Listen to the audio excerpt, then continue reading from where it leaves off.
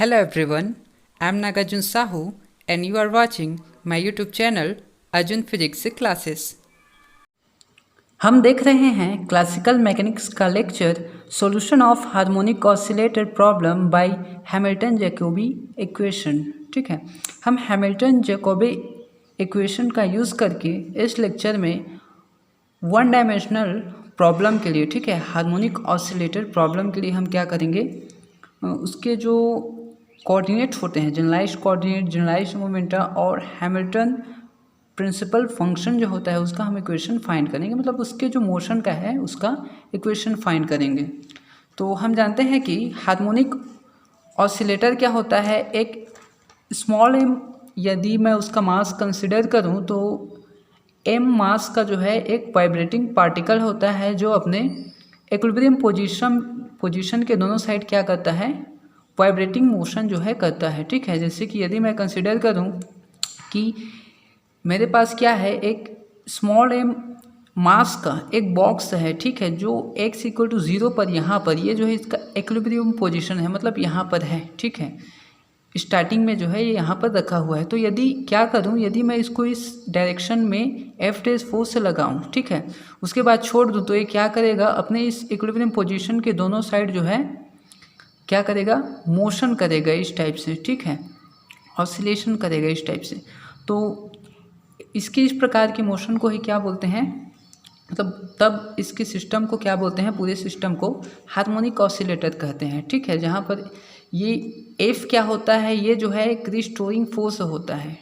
ठीक है, जो जब इसको हम इस डायरेक्शन में लगाते हैं एक्सटर्नल फोर्स, तो इधर स्प्रिंग की ओर जो है एक रिस्टोरिंग फोर्स कार्य करने लगता है। ठीक है, जिसका वैल्यू क्या होता है, F = -k × x होता है, जहाँ k क्या होता है, पॉजिटिव इंटेजर होता है, और माइनस क्या बताता है कि इसका जो क्या होता है, फोर्स है, ये जो है हम जो फोर्स लगाते हैं उसके ऑपोजिट डायरेक्शन में वर्क करता है। ठीक है, तो हमारे पास यहाँ पर है F = क्या हो गया, -kq। अब मैं इसको q क्यों लिया हूँ, जहाँ पर q क्या बताता है, जनरलाइज्ड कोऑर्डिनेट के टर्म को बताता है। ठीक है, मतलब वहाँ पर जो था वो हम कह सकते हैं कार्टेशियन कोऑर्डिनेट के टर्म में था, और यहाँ पर F = -k × q जो है, तो ये q जो है क्या बताता है, जनरलाइज्ड कोऑर्डिनेट को बताता है यहाँ पर।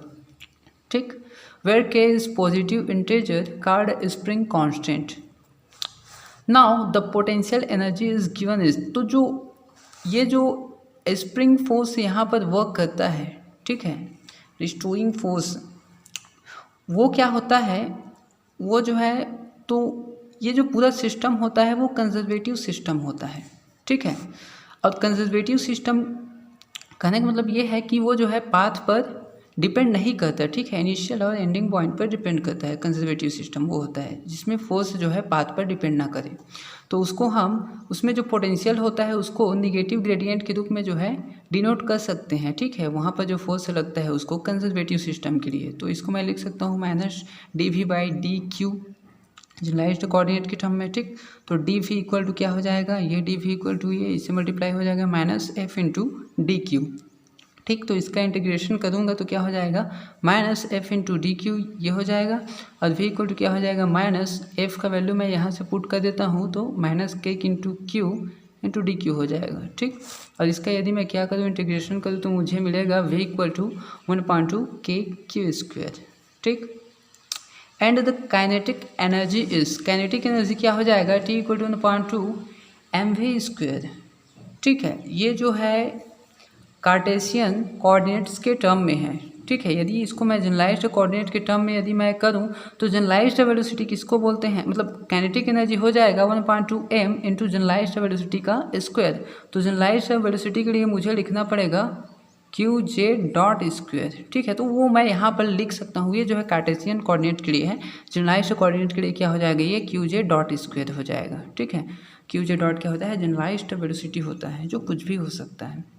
तो यहाँ पर फिर से mv²/2m लिख सकता हूँ, ये ऊपर नीचे मैं m का क्या कर दूँ, मल्टीप्लाई कर दूँ, तो ये v क्या है आपको समझना है, ये जो है जनरलाइज्ड वेलोसिटी है, मतलब qj डॉट आ गया। तो m और जो मास और जनरलाइज्ड वेलोसिटी का प्रोडक्ट फिर क्या हो जाएगा, जनरलाइज्ड मोमेंटम हो जाएगा। तो T = यहाँ पर क्या हो जाएगा, p² / 2m, ये मैं फाइंड कर सकता हूँ। ठीक है, उसके बाद यहाँ पर हैमिल्टोनियन, अब हम जानते हैं हैमिल्टोनियन, ठीक है, कंजर्वेटिव सिस्टम के लिए जो हैमिल्टोनियन क्या होता है, टोटल एनर्जी के इक्वल होता है। तो मैं इसको लिख सकता हूँ H इक्वल टू, यहाँ पर T क्या है, काइनेटिक एनर्जी ये वाला है, ठीक, जनरलाइज्ड मोमेंटम का स्क्वायर अपॉन 2m प्लस ये पोटेंशियल एनर्जी क्या है 1/2 kq स्क्वायर, ठीक है। आगे देखते हैं, now putting P equal to curly F2 upon curly Q।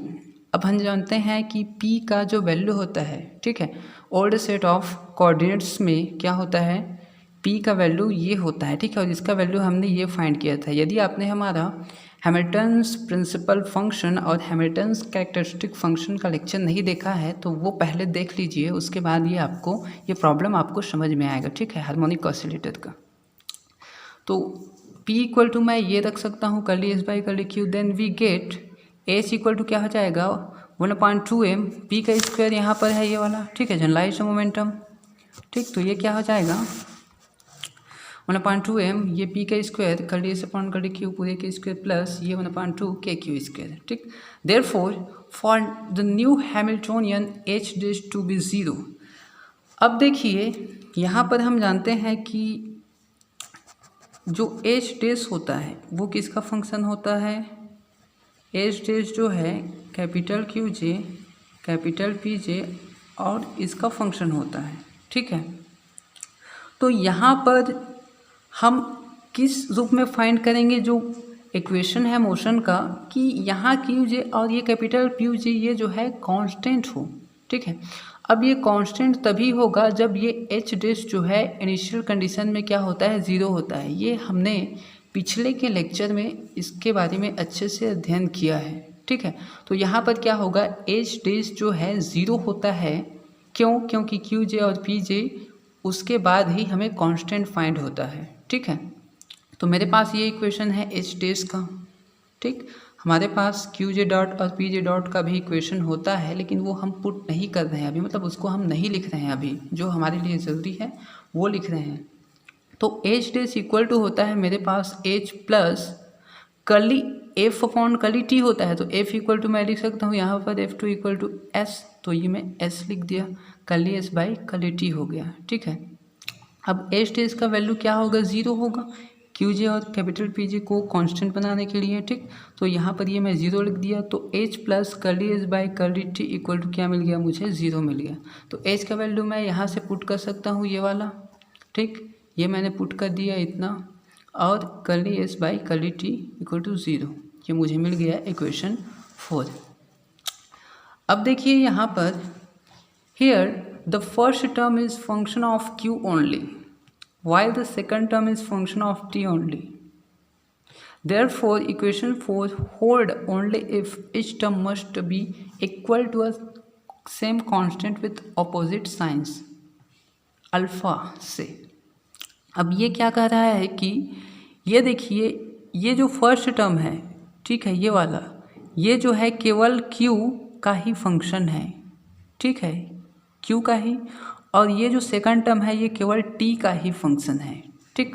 तो ये Q का फंक्शन है, ये T का फंक्शन है, तो इसका इक्वल 0 कब आएगा, जब मैं क्या करूँ, इसको एक कांस्टेंट मानूँ और इसको एक अपोजिट साइन का कांस्टेंट मानूँ, तभी 0 आएगा। मतलब यदि मैं इसको A मानूँ इसको और इसको मानूँ मैं माइनस A, तो A प्लस माइनस A क्या हो जाएगा 0 हो जाएगा। तो ये सेम का फंक्शन है, मतलब ये जो पहला टर्म है वो केवल Q का फंक्शन है और ये केवल T का फंक्शन है। तो दोनों को मैं क्या करूँगा, एक सेम कांस्टेंट के इक्वल मानूंगा और एक को जो है उसमें का अपोजिट साइन लूँगा। आप किसी को भी ले सकते हो, ठीक है। तब क्या हो जाएगा, उसका सम 0 मिलेगा मुझे, ठीक। तो वो मैं यही किया हूँ और मैं क्या माना हूँ, उसको अल्फ़ा मान लिया हूँ। ये कांस्टेंट यहाँ पर क्या माना हूँ, अल्फ़ा माना हूँ। तो इसका इक्वल क्या हो जाएगा, एक कांस्टेंट के बराबर हो गया अल्फ़ा, और इसका इक्वल क्या हो गया curly S by curly T minus alpha. अब अल्फ़ा और माइनस अल्फ़ा को जोड़ दूंगा तो 0 आ जाएगा यहाँ पर ये, ठीक है। तो मैं वही किया हूँ, ठीक। Solving equation 5। अब यदि इसको हम सॉल्व करें, हमने जो है हैमिल्टन्स कैरेक्टरिस्टिक फंक्शन में इसको सॉल्व किया था, ये वाला जो इक्वेशन है ये वाला, ठीक। तो हमें क्या मिला था, एस इक्वल टू मिला था minus alpha T plus W which is the function of Q into alpha. Q क्या है? जनरलाइज्ड कोऑर्डिनेट है, ठीक है। तो इसको हमने सॉल्व किया था तो हमें ये मिला था, ये वाला S का वैल्यू ये हमें फाइंड हुआ था। अब S किसका फंक्शन था? जनरलाइज्ड कोऑर्डिनेट अल्फ़ा, ठीक है, जो जनरलाइज्ड मोमेंटम के बराबर होता है, कांस्टेंट होता है, और टाइम t, ठीक, इक्वल टू, इसको पहले लिख दिया W जो किसका फंक्शन होता है? टाइम का फंक्शन नहीं होता है, ठीक है, स्लेगोनॉमिक कंजर्वेटिव सिस्टम के लिए होता है ये, और ये माइनस अल्फ़ा t, ये वाला, ठीक। तो इतना मुझे मिल गया S का value. Where alpha is a constant momenta, मतलब ये अल्फ़ा क्या होता है? कांस्टेंट होता है जो मोमेंटा के इक्वल होता है, ये हम देख चुके हैं। And W being a constant of integration, और W क्या होता है? कांस्टेंट ऑफ इंटीग्रेशन होता है, जिसको हम क्या कहते हैं? हैमिल्टन्स प्रिंसिपल फंक्शन कहते हैं, ठीक है, सॉरी, हैमिल्टन्स कैरेक्टरिस्टिक फंक्शन कहते हैं, ये वाला, ठीक। तो यहाँ पर क्या हो जाएगा? देखिए, कांस्टेंट ऑफ इंटीग्रेशन। अब यदि ये जो है curly S by curly Q करूँ तो ये क्यू का फंक्शन है, ये वाला, तो curly S by curly Q होगा। ये भी क्यू का फंक्शन है यहाँ, तो कर्ली डब्ल्यू अपॉन कर्ली क्यू होगा, ठीक। क्यू के रिस्पेक्ट में क्या हो, लेकिन इसमें क्यू का फंक्शन है नहीं, अल्फ़ा कांस्टेंट है, तो ये क्या हो जाएगा? ज़ीरो हो जाएगा। मतलब इसको मैं क्या किया हूँ? कर्ली मतलब क्यू के रिस्पेक्ट में, जनरलाइज्ड कोऑर्डिनेट के रिस्पेक्ट में डिफ्रेंशिएशन किया हूँ, तो इसका वैल्यू ज़ीरो हो जाएगा, ठीक। एंड अब उसके पास, मेरे पास ये है, इसको मैं लिख दिया curly S by curly T equal to minus alpha, ठीक है। तो अब आगे देखते हैं इसके,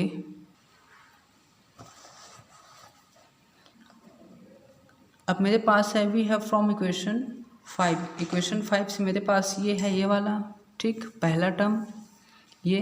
तो इसको मैं सॉल्व कर दूंगा तो 1/2m क्या हो जाएगा? ये इतना का इतना। अब देखिए यहाँ पर मैं क्या किया हूँ, यहाँ पर पहले था curly S upon curly Q था, ठीक है, क्या था? Curly S upon curly Q था, ये वाला curly S upon curly q, ये वाला है। देखिए इसकी जगह पर मैं ये लिख सकता हूँ कर्ली डब्ल्यू अपॉन कर्ली क्यू, तो यहाँ पर लिख दिया हूँ वही, ये कर्ली डब्ल्यू अपॉन कर्ली क्यू पूरे का स्क्वायर प्लस बाकी सब सेम है, ठीक।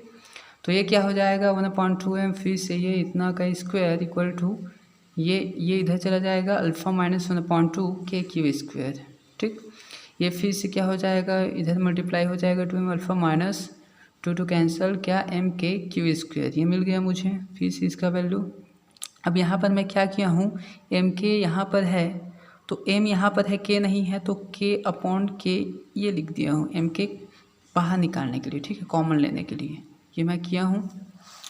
तो मुझे मिल जाएगा m के दोनों में से कॉमन निकल गए तो क्या बचा? 12 अपॉन के माइनस ये क्यू स्क्वायर, कर्ली डब्ल्यू upon curly q equal to क्या हो जाएगा? अंडर रूट m के, और ये सेम रहेगा, ठीक है।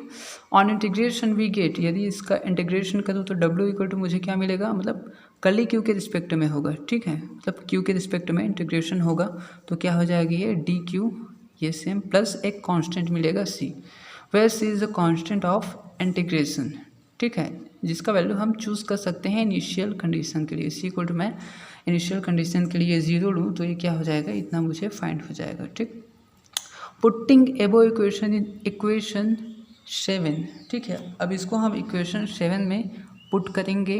ये जो W का वैल्यू है हमारे पास है इक्वेशन 7, ये वाला, ठीक, इसमें पुट कर देंगे H का वैल्यू, ये W का वैल्यू क्या हो जाएगा? वहाँ पर ये मिल जाएगा मुझे, ठीक है।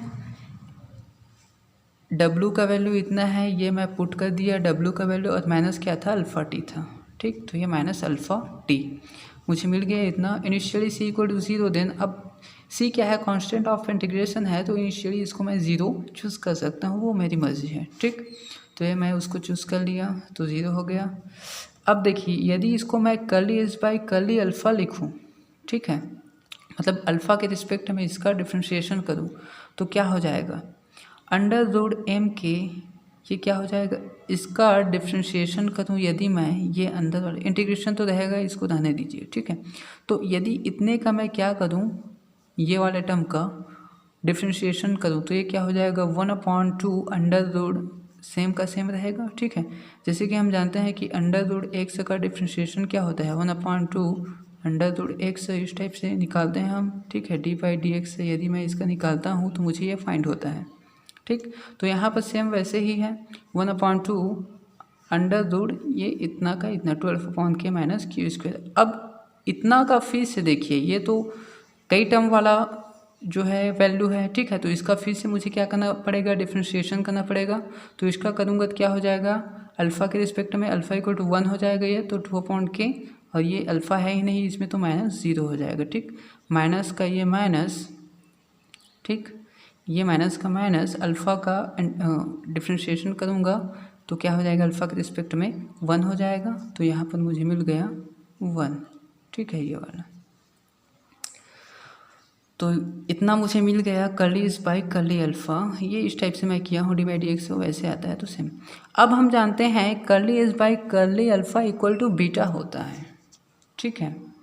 ये हमने किस में निकाला है, ये हमने हैमिल्टन्स जो कैरेक्टरिस्टिक फंक्शन होता है, इससे पिछले लेक्चर में, ठीक है, हैमिल्टन्स कैरेक्टरिस्टिक फंक्शन, उसमें हमने ये देखा है, ठीक है। Curly is by curly alpha का वैल्यू क्या होता है, बीटा होता है। तो यहाँ पर मैं क्या कर सकता हूँ, कांस्टेंट होता है, बीटा जो है लिख सकता हूँ, ठीक है। तब क्या हो जाएगा, ये वाला, ये बीटा हो जाएगा, ये मैं लिख दिया बीटा इक्वल टू अंडर। अब यहाँ पर देखिए, ठीक है, यहाँ पर मेरे पास है अंडर के, मतलब इसको क्या लिख सकता हूँ मैं, अंडर के इंटू अंडर के लिख सकता हूँ के को। तो एक अंडर के और एक अंडर के कट जाएगा, नीचे में क्या बचेगा 2/अंडर और ये 2 और ये 2 भी कैंसिल आउट हो जाएगा, ठीक। तो क्या बचेगा, यहाँ पर अंडर बचा है, यहाँ पर अपॉन में अंडर के बचा है। तो अंडर एक साथ लिख सकता हूँ मैं, ठीक। मैं वो यहाँ किया हूँ, ठीक है। ये वाला बीटा इक्वल टू क्या लिख दिया हूँ, under integral dq/2α/k minus Q square minus T, ये मैं लिखा हूँ, ठीक है, मतलब फाइंड किया हूँ। टी को इस साइड ले जाते हैं, टी को इस साइड ले जाऊँगा तो क्या मिल जाएगा मुझे, बीटा प्लस टी मिल जाएगा इक्वल टू अंडर/k, और ये dq/, देखिए यहाँ पर क्या किया हूँ, 12/k जो है कॉमन निकाल लिया हूँ, ठीक है। तो यहाँ पर क्या बचेगा 1 माइनस, यहाँ पर k/2α हो जाएगा, 12/k बाहर निकाला हूँ, ठीक है। तो यहाँ पर क्या हो जाएगा, मतलब यहाँ पर भी मुझे क्या करना पड़ेगा, मल्टीप्लाई करना पड़ेगा उसका, ठीक। तो एक क्या हो जाएगा k/2α, ये मल्टीप्लाई हो जाएगा क्यू स्क्वायर के साथ, ठीक। तो 12/k मतलब इससे ये के कैंसिल, 12 कैंसिल, यहाँ पर क्या बचेगा, केवल क्यू स्क्वायर बचेगा उसके बाद, ठीक है, क्योंकि मुझे यहाँ पर क्यू स्क्वायर ही रखना है। तो ये इतना हो गया। तो फिर से क्या हो जाएगा, beta plus T equal to अंडर/k इंटीग्रल dq/अंडर, ये 1 माइनस, अब इसको मैं क्या किया हूँ, क्यू अंडर/k/2α पूरे का स्क्वायर लिख सकता हूँ, ये वाला, ठीक। ये क्या हो जाएगा, क्यू स्क्वायर हो जाएगा, और ये अंडर हट जाएगा k/2α, मतलब ये सेम इतना ही मिल जाएगा, ठीक। और ये ऊपर जाएगा तो क्या हो जाएगा, अंडर/k/2α हो जाएगा, ये वाला, ठीक है। ऊपर गया तो इतना हो गया। अब यहाँ पर देखिए, ये वाला जो वैल्यू है मेरे पास, इसको मैं क्या करूँगा, एक समान लेता हूँ, ठीक है। एक समान लूँगा तो यहाँ पर ये डी क्यू इक्वल टू कितना मिल जाएगा मुझे, यहाँ डी क्यू का वैल्यू चाहिए, तो क्यू अंडर/k/2α इक्वल टू x है। तो यदि इसका डी क्यू के रिस्पेक्ट में पार्शियल, मतलब क्या करूँ, डी क्यू के रिस्पेक्ट में यदि इसका मैं क्या करूँ, डिफ्रेंशिएशन करूँ, ठीक है, क्यू के रिस्पेक्ट में, तो ये हो जाएगा डी क्यू, ये कांस्टेंट है नीचे चला जाएगा, ठीक। और ये क्या हो जाएगा, डी एक्स हो जाएगा, ठीक है। मतलब मैं यहाँ पर क्या किया हूँ, डी बाई डी क्यू किया हूँ, और यहाँ पर क्या किया हूँ, D x by D Q किया हूँ, ठीक है। डी क्यू इधर चला गया और इसका क्या हुआ, डिफ्रेंशिएशन हुआ, ये वाला डी क्यू के रिस्पेक्ट में 1 हो जाएगा ये। तो ये डी क्यू इक्वल टू मुझे इतना मिल जाएगा, ठीक है, अंडर/k/2α। तो डी क्यू इक्वल टू फिर से मुझे क्या मिल जाएगा, अंडर/2α/k, ये ऊपर जाएगा तो अंडर/2α/k हो जाएगा, और ये डी एक्स हो जाएगा। मतलब डी क्यू की जगह पर मैं ये लिख सकता हूँ और एक्स की जगह पर मैं ये लिखूँगा, ठीक है। ये पुट कर रहा हूँ, तो यहाँ पर ये जो है इधर चला जाएगा, तो क्या हो जाएगा, अंडर/k/m हो जाएगा into beta plus T equal to, यहाँ पर क्या बचेगा, डी क्यू की जगह पर मैं लिख देता हूँ ये वाला, डी क्यू की जगह पर ये लिख देता हूँ, ठीक। अंडर/2α/k इंटू डी एक्स, और ये बचा है तो ये उतना मैं लिख दिया, अपॉन अंडर रूट 1 माइनस इसको क्या माना हूँ मैं, एक्स स्क्वायर माना हूँ ये वाला। ठीक, तो ये देखिए ये और ये कैंसिल हो जाएगा, क्या बचेगा डी एक्स। तो ये डी एक्स मैं लिख दिया यहाँ पर, ये सेम रहेगा। ठीक, अब क्या हो जाएगा, ये तो सेम रहेगा। अब ये जो है फॉर्मूला होता है साइन इनवर्स एक्स का, मतलब integral d x upon under root 1 minus x square होता है साइन इनवर्स एक्स। यदि यही माइनस में होता, ठीक है, मतलब माइनस में होता तो ये कॉस इनवर्स एक्स होता है, माइनस वैल्यू इसका। ठीक, तो हमारे पास प्लस में है तो ये क्या होगा, साइन इनवर्स एक्स हो जाएगा ये वाला। ठीक, तो यहाँ पर sine inverse x equal to x का वैल्यू क्या है, ये है, तो ये मैं पुट कर सकता हूँ साइन इनवर्स एक्स का वैल्यू ये q up into under root के अपॉन 2 अल्फ़ा।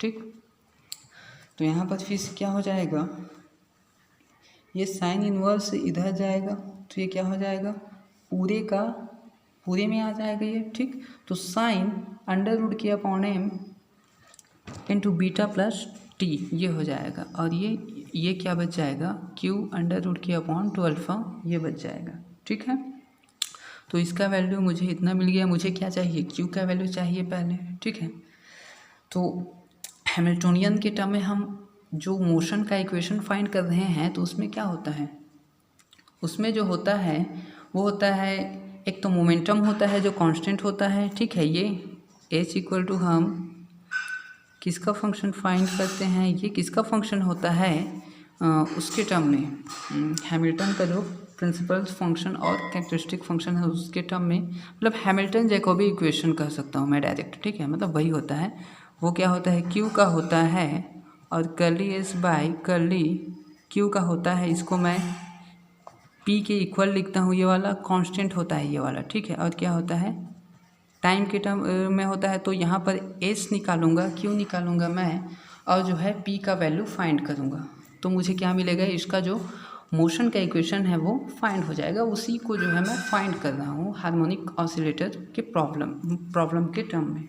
ठीक, तो क्यू इक्वल टू मुझे मिल जाएगा, ये इधर जाएगा तो अंडर रूट 2 अल्फ़ा अपॉन के हो जाएगा, और ये क्या हो जाएगा साइन, इसको मैं मान लेता हूँ omega into beta plus T हो जाएगा, where omega equal to under root के upon M frequency of oscillation होता है। ठीक है, उसका जो ऑसिलेशन होता है उसकी फ्रिक्वेंसी होती है।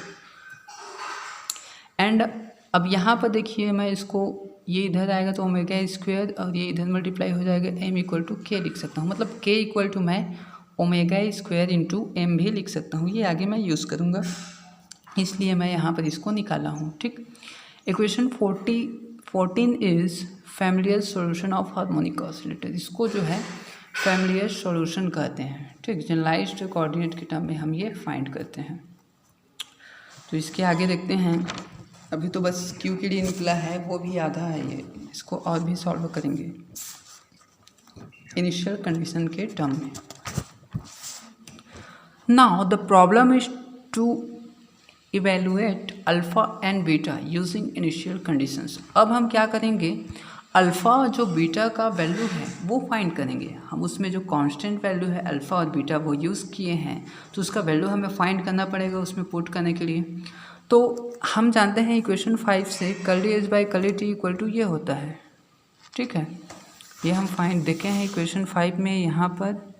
ठीक, sorry equation 6 curly h by curly T equal to minus alpha होता है, तो वो मैं यहाँ पर लिखा हूँ ये वाला। ठीक है, and curly h by curly t plus h equal to h dash होता था, तो एच डैश तो ज़ीरो होगा उनके कांस्टेंट होने के लिए। ठीक है, तो ये ज़ीरो लिख दिया हूँ मैं। तो यहाँ पर इसके जगह पर मैं क्या लिख सकता हूँ, माइनस अल्फ़ा लिख सकता हूँ, ये मैं माइनस अल्फ़ा लिख दिया इसके जगह पर। ठीक, plus h equal to zero. अब एच इक्वल टू क्या हो गया, अल्फ़ा। एच इक्वल टू क्या होता है, टोटल एनर्जी होता है। हैमिल्टोनियन जो है कंजर्वेटिव सिस्टम के लिए, स्लेटोनॉमिक कंजर्वेटिव सिस्टम के लिए क्या होता है, टोटल एनर्जी के इक्वल होता है। ठीक है, तो टोटल एनर्जी के इक्वल ई, उसको मैं क्या मान लिया हूँ, अल्फ़ा मान लिया हूँ, मतलब अल्फ़ा भी टोटल एनर्जी के इक्वल है। ठीक है, अब देखिए इनिशियल कंडीशन हम चूज़ करेंगे।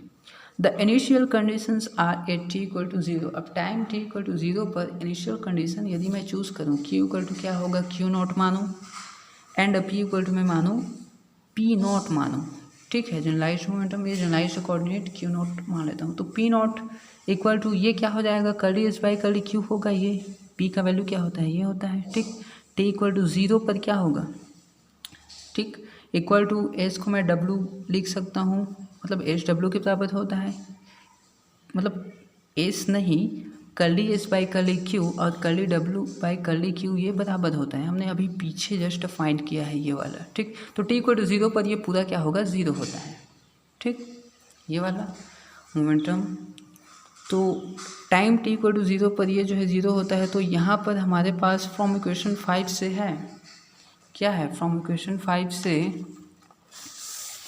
यहाँ पर देखिए, ये इक्वेशन 5 है। यदि curly S by curly q ये P के इक्वल होता है, इनिशियल कंडीशन में ये क्या होगा, 0 होगा।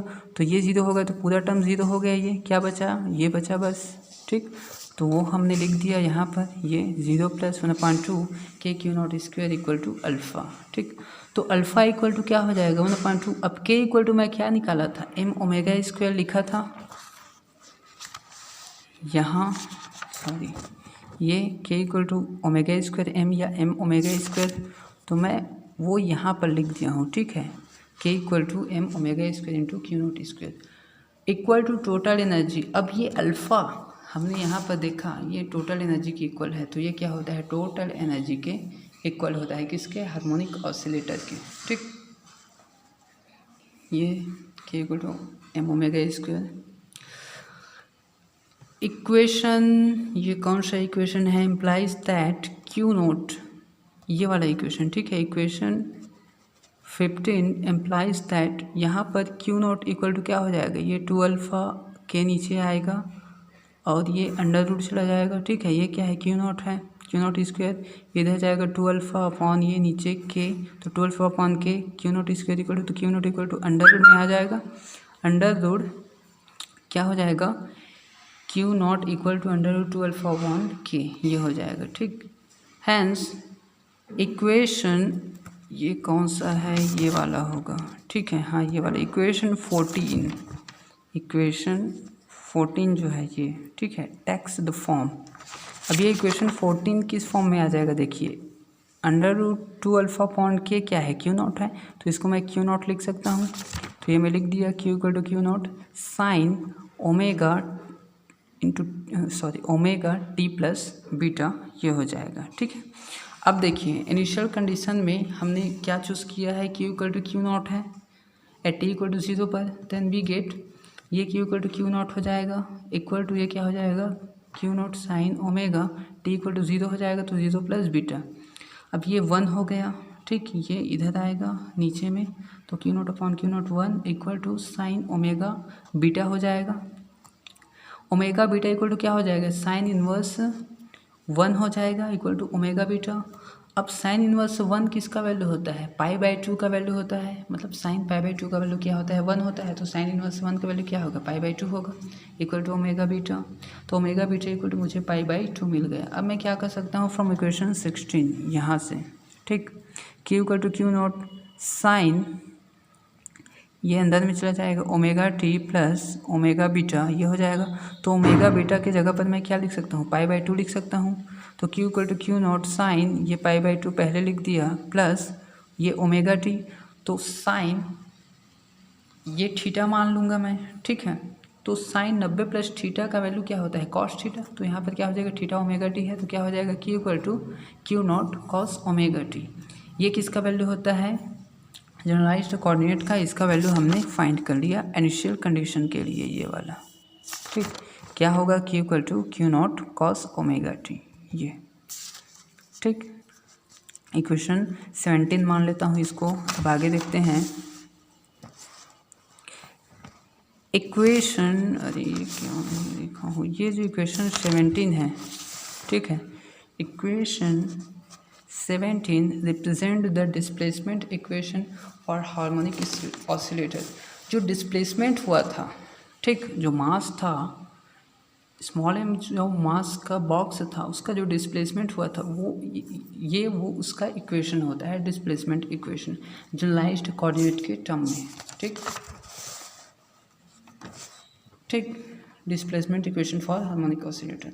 Now momentum p is given by, अब p इक्वल टू क्या होता है, ये मैं शुरुआत में बताया था, m q डॉट लिख सकते हो, ठीक है। मतलब q डॉट यहाँ पर क्या है, जनरलाइज्ड वेलोसिटी को बताता है, ठीक। कार्टेशियन कोऑर्डिनेट में ये क्या होता, v होता, और यहाँ पर जनरलाइज्ड कोऑर्डिनेट के टर्म में ये क्या होगा, q डॉट होगा, जो किसको बताता है, जनरलाइज्ड वेलोसिटी को बताता है, ठीक।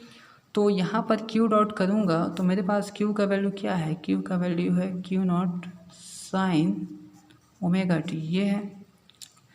तो q डॉट क्या हो जाएगा, ये हो जाएगा साइन ओमेगा टी, रुको सॉरी, ये क्या है मेरे पास, कॉस ओमेगा टी है, कॉस ओमेगा टी है, q equal to q not cos omega t है। तो कॉस ओमेगा टी का डिफ्रेंशिएशन क्या होगा, ये ओमेगा बाहर आएगा और माइनस साइन ओमेगा टी होगा, तो ये हो जाएगा minus omega sine omega T, ठीक। और m का m और ये q नॉट का q नॉट, ठीक। मतलब ये डिफ्रेंशिएशन किया हूँ। q का वैल्यू यहाँ पर क्या करूँगा, q डॉट का वैल्यू यहाँ पर पुट करूँगा, q डॉट का वैल्यू क्या मिल जाएगा, q नॉट, ठीक, ओमेगा और माइनस साइन ओमेगा टी, तो ये m का m omega q not sine omega t, ये माइनस में मिल गया, ठीक। यही क्या होता है, जो जनरलाइज्ड मोमेंटम होता है उसका जो है फॉर्मूला होता है ये वाला, ठीक, हार्मोनिक ऑसिलेटर के लिए। द हैमिल्टन्स प्रिंसिपल फंक्शन, अब हैमिल्टन का जो प्रिंसिपल फंक्शन है वो हम फाइंड करेंगे। हम जानते हैं ये होता है हैमिल्टन का प्रिंसिपल फंक्शन, तो W, ठीक, Q अल्फ़ा, इसका मैं W जो फंक्शन है Q और अल्फ़ा का, ये मैं पुट कर सकता हूँ, ये मेरे पास है, ठीक है, फ्रॉम इक्वेशन 13 से, ये मेरे पास इक्वेशन 13 से ये 0 हो गया है, ठीक है। तो W इक्वल टू ये मैं पुट कर सकता हूँ इतना, ये मैं पुट कर दिया, माइनस का माइनस, अल्फ़ा का वैल्यू क्या है मेरे पास, अल्फ़ा का वैल्यू है, यहाँ से ये वाला है अल्फ़ा का वैल्यू टोटल एनर्जी, तो यहाँ मैं पुट कर देता हूँ अल्फ़ा का वैल्यू, ठीक। अल्फ़ा का वैल्यू ये यहाँ पर पुट करूँगा तो ये माइनस का minus alpha 1/2 m omega square q not square into T का टी, ये मिल गया मुझे, ठीक। तो s इक्वल टू मुझे मिल गया, फिर से यहाँ पर देखिए m के 2 अल्फ़ा अपॉन के क्या लिख सकता हूँ, मतलब q नॉट का q नॉट इक्वल टू क्या है मेरे पास, √2 अल्फ़ा अपॉन के है, तो q not square equal to 2 alpha upon k, तो 2 alpha upon k equal to q not square लिख सकता हूँ, ये मैं लिख दिया है m into q not square minus ये q square d q minus 1/2, ये सेम का सेम, ठीक। इसको और मैं लिख सकता हूँ k को क्या लिख सकता हूँ, m ओमेगा स्क्वायर, तो m और आएगा तो m स्क्वायर ओमेगा स्क्वायर हो जाएगा, और ये q not square minus q square d Q, बाकी सेम का सेम, m ओमेगा बाहर निकल आएगा, ठीक, अंडर रूट से, तो क्या हो जाएगा, ये integral √q not square minus q square d q minus 1/2 m omega square q not square into T. आप चाहो तो इसको और आगे भी सॉल्व कर सकते हो, लेकिन आप चाहो तो बस यहाँ पर भी जो है आप रुक सकते हो, ये वाला, ठीक है। Equation 17, 18 and 19 give the required values of q p and s, यही हम फाइंड कर रहे थे, ठीक है, जो हैमिल्टोनियन में हमने देखा, ठीक है। तो ये क्या होता है, उनके जो हार्मोनिक ऑसिलेटर होता है उसकी मोशन का जो है इक्वेशन फाइंड करने के लिए ये जो है ज़रूरी होता है, ये सब वैल्यूज़, ठीक। तो ये था हमारा हार्मोनिक ऑसिलेटर प्रॉब्लम के लिए required values. Thanks for watching the video.